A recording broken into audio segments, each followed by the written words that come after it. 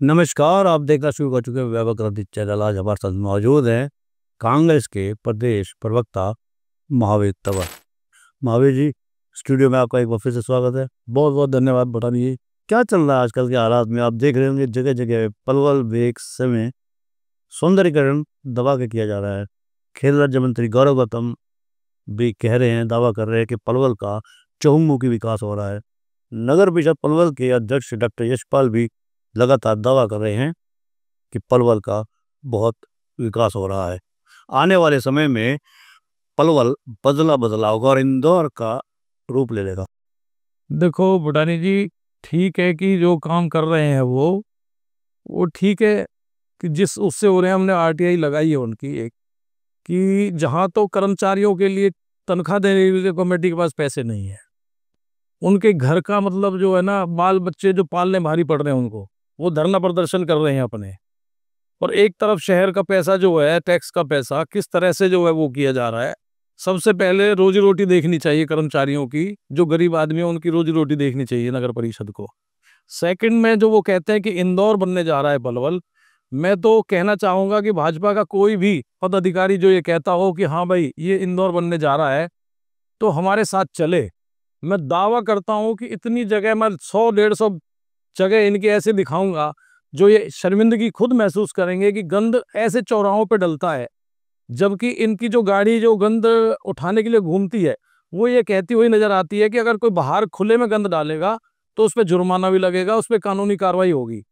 मैं दावा करता हूं, मेरे पास उनकी वीडियो भी है और फोटो भी है। इनकी खुद की गाड़ी जो सरकारी गाड़ियां हैं और सरकारी कर्मचारी उन चौराहों पे गंद डालते हैं, ले जाके उन चौराहों पे गंद डालते हैं। एक तरफ तो ये जो है 1 करोड़ का महीने का 1-2 ठेका छोड़ रखा है गंद उठाने का। अगर गंद उठाने का ठेका छोड़ रखा है तो फिर सरकारी कर्मचारी चौराहों पे क्यों डालते हैं? इनकी सरकारी गाड़ियां जो गंद उठाती हैं घरों से, वो ही वहां खिलाती हैं गंद को ले जाके। मैं दावा कर, तो आप आरोप लगा रहे हो, कोई सिद्ध करके बताइए कहाँ डलता है, कैसे डलता है।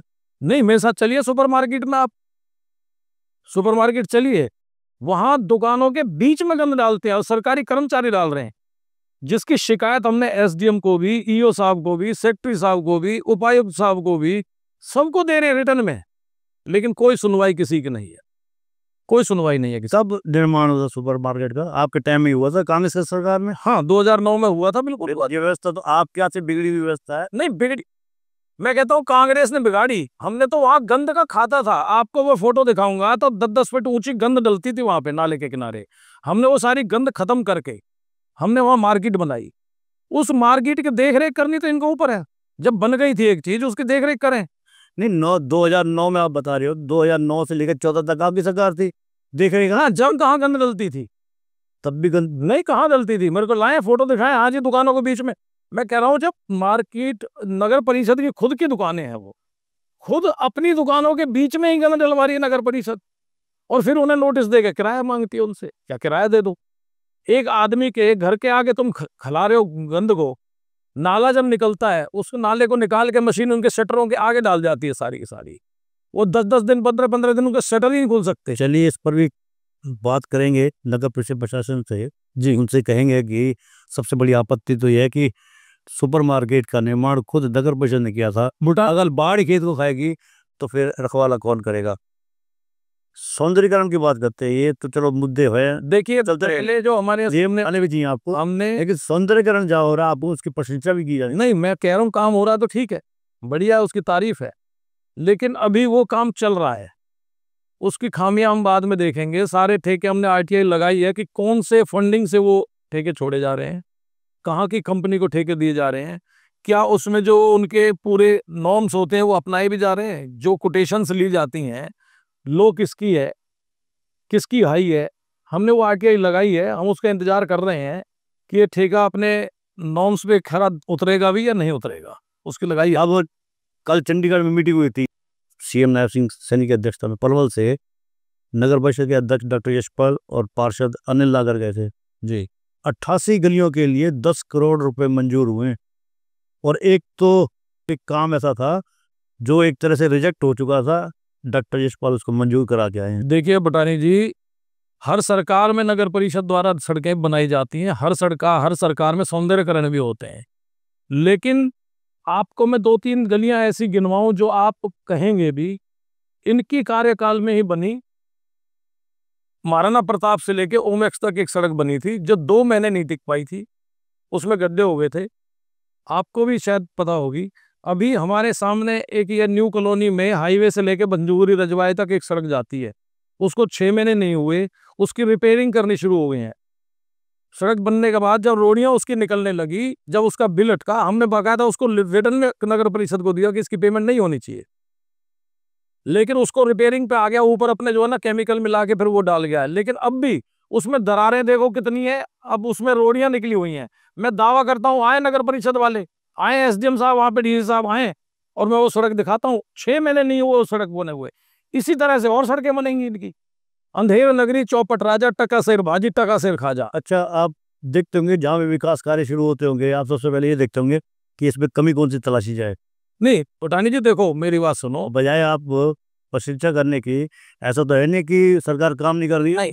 आप खुद ही कह रहे हो कि हर सरकार में काम होते हैं, विकास होते हैं। देखिए मेरी बात तो सुनो, जो अच्छे काम अगर हो रहे हैं तो उसकी आप प्रशंसा कर दीजिए। पटानी चाहता क्या है आप? पटानी जी, ये सरकार का पैसा नहीं होता, ये पब्लिक का ही पैसा होता है, टैक्स का पैसा होता है। जरिया तो अगर कोई आदमी शिकायत कर रहा है कि ये ठेकेदार अच्छा काम नहीं कर रहा और इसको ढंग से कराया जाए, तो इसमें कोई बुराई नहीं है।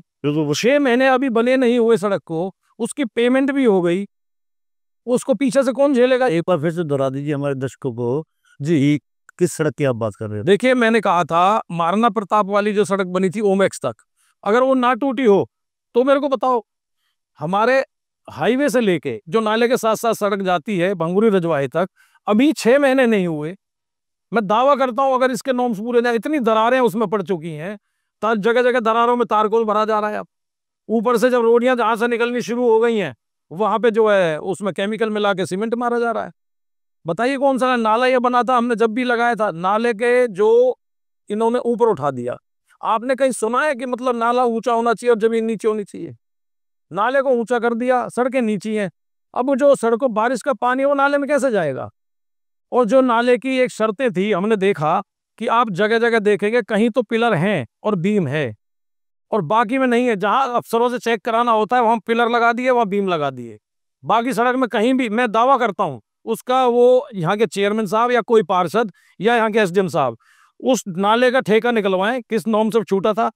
मैं कहता हूँ 101% उसमें 1000% वहां पे गड़बड़ है कि ना तो वहां कहीं आपको पिलर मिलेंगे ना उसमें बीम मिलेगा। अब पानी अंदर जाएगा कैसे? सिर्फ एक खाने का तरीका है कि खाएं कैसे। जब नाला नीचा होना चाहिए तभी तो पानी नीचे जाएगा उसके अंदर गलियों का पानी, लेकिन नाले का 2-2 फुट ऊंचा उठा दिया, वो पानी अंदर कैसे जाएगा? फिर पानी भरेगा ही भरेगा सड़कों पे। तो कोई इंजीनियर लाएं, कोई प्लानिंग करें, किस हिसाब से काम करना है, किस हिसाब से नहीं करना, कोई प्लानिंग ही नहीं है। लव हमारा पलवल जगह जगह लिखा जा रहा है, चौराहों पर बड़ा सुंदर लाल अक्षरों में लिखा जा, तो रात के अंधेरे में चमकता भी है। तिरंगा लाइट्स लगाई जा रही हैं पूरे शहर में, और क्लॉक टावर जो हाउसिंग बोर्ड हुड्डा सेक्टर के बाहर बना है, लोग सेल्फी लेकर जाते हैं वहां से। देखिए सुंदरता को बढ़ाने के कुछ कार्य ऐसे हैं। भाजपा वालों के तिरंगे का जो प्यार है ना, वो अब जगा है। 52 साल तक उन्होंने अपने कार्यालयों पर जो है ना तिरंगा नहीं फहराया था। अब वो पब्लिक को ये दिखाना चाहते हैं नहीं हमसे गलती हुई, हम तिरंगे का वाकई में ही जो है सम्मान करते हैं। चलो देर आए दुरुस्त आए, कम से कम तिरंगे का मान सम्मान तो करने लगे। वरना ये वही पार्टी है जो अपने कार्यालयों पर तिरंगा नहीं लगाती थी और तिरंगे का इन्होंने जो ना विरोध भी किया था जब ये बनी थी।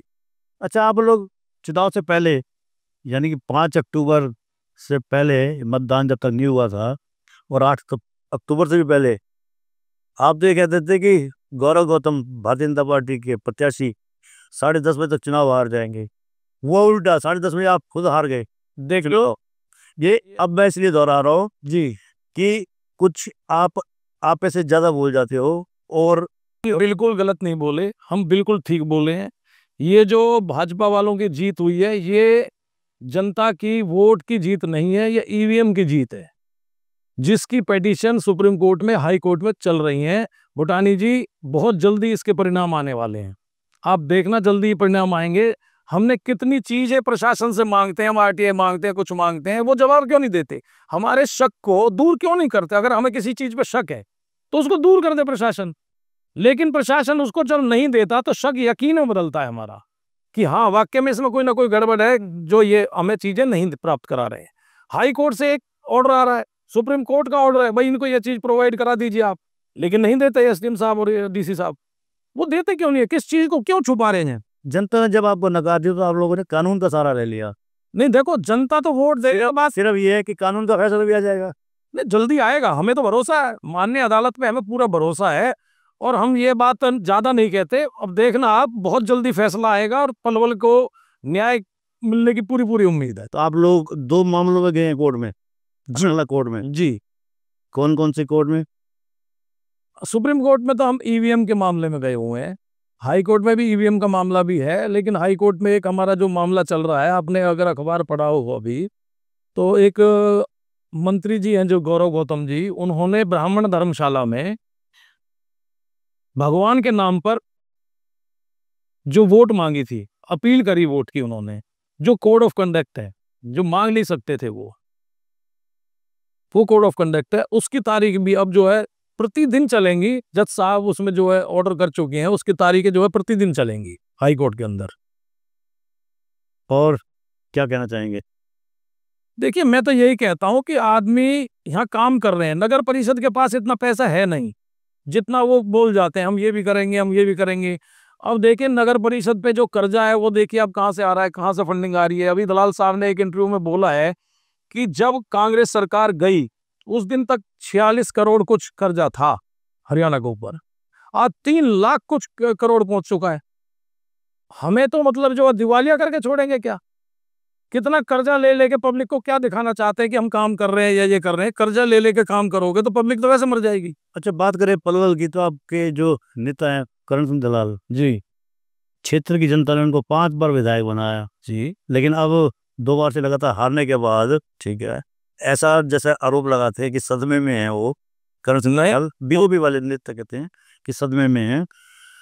पलवल को ज़्यादा टाइम नहीं देते, वो आरोप लगा देते हैं और लेकिन उस पर इम्प्लीमेंट नहीं करते। उन्होंने आरोप लगाया था सोना रोड पर सरकारी स्कूल की जमीन पर कब्जा कर रखा है जी एक व्यक्ति विशेष ने, और वो गौरव गौतम का खास आदमी है, लेकिन वहाँ करण सिंह दलाल ने ज़्यादातर आज तक नहीं गए। नहीं, दलाल साहब ने प्रेस कॉन्फ्रेंस करके और उसकी लेटर भी ऐसे कॉन्फ्रेंस करके डीसी को, एसडीएम को लेटर भी लिखे हैं उसमें। उन्होंने कहा था आज भी देखिए मेरी बात सुनो, जो अपोजिशन में होता है नेता अपनी आवाज किस तरह से उठाता है, प्रेस कॉन्फ्रेंस करके उठाएगा, पत्राचार करके उठाएगा। अब कहीं ये तो है नहीं जी लठिया लेके बैठ जाएगा कहीं लठले, उन्होंने कहा ऐसा तो है नहीं। उन्होंने कहा कि मौके पर जाकर मैं दिखाऊंगा कि ये जगह है। पहले उसके कागज पूरे कलेक्ट किए हैं उन्होंने, फिर उन्होंने ग्रीवेंसिंग कमेटी के लिए भी जा रहे हैं, वो ग्रीवेंसिंग कमेटी में वो आवाज उठाएंगे। एक जगह नहीं, वो 2 जगह थी। एक अपना लघु सचिवालय के पास में जो प्लॉटिंग चल रही है उसकी भी बात थी कि जहां की कोई प्लानिंग नहीं है, कुछ नहीं। आज जाके देखिए वो दीवार खड़ी हो गई है। प्रेस कॉन्फ्रेंस के बाद, उनकी संज्ञान में आने के बाद, प्रशासन के संज्ञान में भी आ चुकी है, फिर भी वहां जो 4 दीवारी चल रही है, आप जाके देख लीजिए। आप वैसे आप कहीं प्लॉट पे बना के देखो, कोई आदमी, गरीब आदमी कहीं प्लॉट पे बना के देखेगा 4 दीवारी, डीटीपी आता है वो तोड़ जाता है। आप जाइए, हाईवे के ऊपर है लघु सचिवालय, प्रशासन की नाक के नीचे बिल्कुल कब्जा हो रहा है। अगर ना हो रहा हो तो बता दो मेरे पास, बताओ ना बिछ रहा हो तो मैं दावा करता हूं, लेके चलता हूं आपको। बताइए आप, ये सरेआम ही तो खुले आम है। जब एक चीज की कोई प्लानिंग नहीं, जहां कुछ बन नहीं सकता, लघु सचिवालय के बराबर में 4 दीवारी ना चल रही हो, मैं आपको वीडियो दे देता हूं, वरना आप चलिए वहां 4 दीवारी ना चल रही हो तो वहां प्लॉटिंग हुई है बकायदा। और भी कहीं हो रही है क्या? कई जगह हो रही है सर, कई जगह हो रही है। नूर रोड पे हो रही है, सोना रोड पे हो रही है, कहाँ प्लॉटिंग नहीं हो रही? शहर के अंदर लोहागढ़ रोड को हो रही है, मोहन नगर में हो रही है, कहाँ नहीं हो रही है प्लॉटिंग? किस तरह से हो रही है? जबकि कई बारी एफआईआर के ऑर्डर हो गए, डीटीपी के ऊपर एफआईआर कर दो, डीटीपी पर। ये खुद बीजेपी वाले, भाजपा के ही पदाधिकारी और विधायक कहते हैं, हम नहीं कह रहे, वही कहते हैं कि डीटीपी भ्रष्ट है, इसके खिलाफ एफआईआर करो। बताइए, हम कह रहे हैं तो, लेकिन वो डीटीपी फिर भी लगे हुए हैं और फिर भी वही काम चल रहा है। नहीं, जो जिसके लिए आप कहना चाह रहे हो उनका तो ट्रांसफर हो गया, अब नए डीटीपी आ गए हैं। देखिए, पद की गरिमा होती है, नाम की नहीं होती। पर्टिकुलर किसी आदमी से नहीं जुड़ा होता, पद कोई भी हो। क्या नए ने आगे वो चीजें तोड़ दी? वो काम जब भी बरकरार चल रहे हैं। नहीं, अभी 3-4 कॉलोनियां काट तोड़ी है उन्होंने। चलो, ज्यादा दिन नहीं है, हम सामने दिखा देंगे कि होती हो नहीं होती है। तो ये थे हमारे बीच में कांग्रेस के प्रदेश प्रवक्ता महावीर तंवर। हमने कई सवाल किए तो उन्होंने जवाब दिए। उन्होंने कई आरोप भी लगाए हैं, जो जाहिर सी बात है, सत्ता पक्ष के खिलाफ विपक्ष को आरोप लगाएगा ही लगाएगा। उन्होंने दलील देते हुए कहा कि उनके आरोप एकदम परफेक्ट और सही है। मेरा आपसे अनुरोध है कि आप हमारे इस इंटरव्यू को देखें और कमेंट बॉक्स में अपनी एक राय अवश्य दें। अगर आपने हमारा चैनल सब्सक्राइब नहीं कर रखा, फॉलो नहीं कर रखा, लाइक नहीं कर रखा, तो आप लाइक, फॉलो और सब्सक्राइब भी अवश्य करें। नमस्कार, जय हिंद, जय भारत। देखते रहिए वैभव क्रांति चैनल।